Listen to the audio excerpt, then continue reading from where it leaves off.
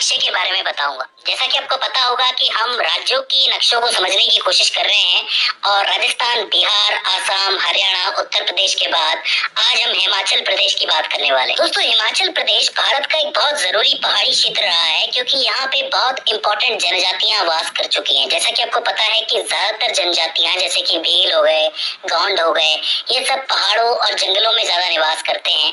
तो हिमाचल प्रदेश का इतिहास भी ऐसा ही रहा है कि यहाँ की पहाड़ियों में बहुत से जनजाति निवास करके गए हैं।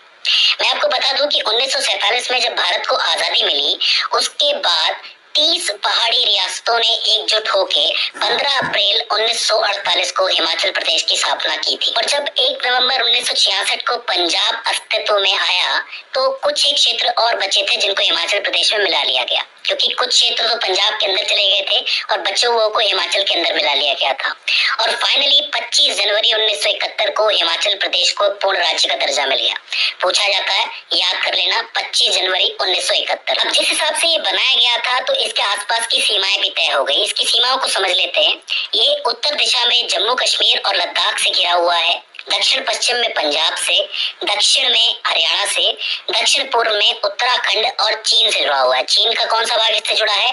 तिब्बत, यानी कि कुछ लोग इसको पूर्व तिब्बत भी कहते हैं, जो आज चीन का हिस्सा है, तो आप भी उसे चीन ही कहेंगे। तो इस तरीके से इसकी सीमाएं तय होती है, याद रख लो। उत्तर में जम्मू कश्मीर और लद्दाख, दक्षिण पश्चिम में पंजाब, दक्षिण में हरियाणा, दक्षिण पूर्व में उत्तराखंड तथा चीन। बात करें समुद्र तल से इसकी ऊंचाई की, तो देखो जिस तरीके का ये राज्य है ये ऊबड़ खाबड़ है, यानी कि यहाँ पे पहाड़ियां बहुत ज्यादा है। एक पहाड़ी है, उससे बड़ी एक पहाड़ी है, तो इसकी ऊंचाई तकरीबन 350 मीटर से शुरू होती है और 6975 मीटर तक जाती है। तो 350 मीटर से शुरू होती है और 6975 मीटर तक जाती है।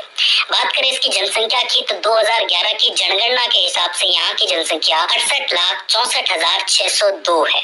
यहाँ का जो टोटल भौगोलिक क्षेत्रफल है वो 55,673 वर्ग किलोमीटर में फैला हुआ है। ये कुछ इंपॉर्टेंट पॉइंट्स हैं जिनको याद रख लीजिए, पूछा जाता है क्वेश्चन तो आप याद रख लेंगे। अब बात करते हैं हम यहाँ के नक्शे की। तो देखो, यहाँ के नक्शे को देखने पे पता चलता है कि यहाँ पे कुल 12 जिले हैं। 12 जिले हैं और 12 जिलों को ही डिवाइड करके रखा हुआ है।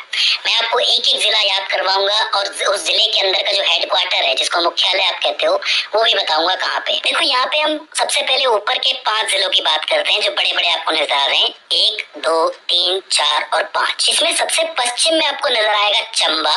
इसके बाद जो एक बड़ा सा डिस्ट्रिक्ट है, जो सबसे बड़ा डिस्ट्रिक्ट है, वो है लाहौल और स्पीति। याद रखना, लाहौल और स्पीति, यहाँ से कई नदियां भी निकलती है। और इसके बाद सबसे पूर्व में है किन्नौर। इसके बाद थोड़ा नीचे आओगे तो 2 और हैं, एक है कांगड़ा और एक है कुल्लू। ये जो कुल्लू है, कुल्लू मनाली वाला कुल्लू है, आपको याद होगा। तो यहाँ पे 5 जिले हो जाते हैं, चंबा, लाहौल स्पीति, किन्नौर, कांगड़ा और कुल्लू। चंबा का जो मुख्यालय है वो चंबा के अंदर है। लाहौल स्पीति का केलोंग के अंदर है। याद रखना, ये नाम थोड़ा अटपटा है, केलोंग है लाहौल स्पीति का।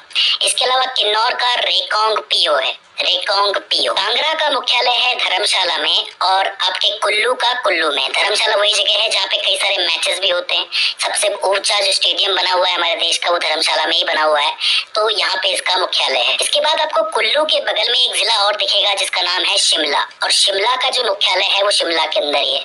अब शिमला पर्यटन के हिसाब से बहुत ही फेमस है, इसके बारे में बताने की मुझे जरूरत नहीं है, तो यहाँ पे शिमला भी आपको अच्छी तरह याद रह जाएगा। इसके बाद कुल्लू के जस्ट नीचे आपको मंडी नजर आएगा। अब मंडी भी काफी फेमस है क्योंकि आपको पता है कि 2024 के लोकसभा चुनाव में मंडी से ही जीती है कौन? कंगना रनौत। तो ये चीज बहुत ज्यादा न्यूज के अंदर चली है, तो आपको मंडी भी याद रह जाएगा। अब इसके बाद कुछ और जिले बचते हैं, जैसे हमीरपुर और बिलासपुर। ये छोटे छोटे जिले आपको नजर आएंगे, हमीरपुर, बिलासपुर। इसके पास आपको ऊना भी नजर आएगा, यहाँ पे सोलन नजर आएगा और यहाँ पे सिरमौर नजर आएगा। अब मजे की बात यह है कि इन सब के मुख्यालय इन्हीं के नाम से मिलते हैं। जैसे हमीरपुर का मुख्यालय हमीरपुर में है, बिलासपुर का बिलासपुर में है, ऊना का ऊना में है, सोलन का सोलन में है, लेकिन सिरमौर का जो मुख्यालय है वो नाहन के अंदर है। बस ये चीज आपको याद रखनी है। तो यहाँ पे सिरमौर एक अलग हो जाता है, लाहौल स्पीति अलग हो जाता है, किन्नौर अलग हो जाता है और कांगड़ा अलग हो जाता है। बाकी सब सेम है, सिर्फ 4 का ही है जो अलग अलग नामों पे है। तो इस तरीके से आपके 12 जिले हो जाते हैं और उनके मुख्यालय हो जाते हैं। यहाँ मैं आपको एक चीज बता दूं कि लाहौल व स्पीति क्षेत्रफल की दृष्टि से हिमाचल प्रदेश के सबसे बड़े जिले हैं, वहीं जनसंख्या की दृष्टि से हिमाचल प्रदेश का सबसे बड़ा जिला शिमला है। याद रखना, क्षेत्रफल की दृष्टि से लाहौल व स्पीति जो कि नजर आ ही रहा है आपको, लेकिन जनसंख्या की दृष्टि से शिमला। पूछ लिया जाता है। तो इस तरीके से आपका हिमाचल प्रदेश पूरा होता है।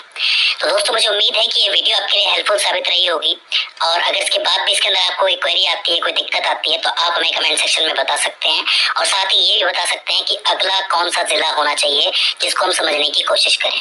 तो दोस्तों आज की इस वीडियो के अंदर बस इतना ही।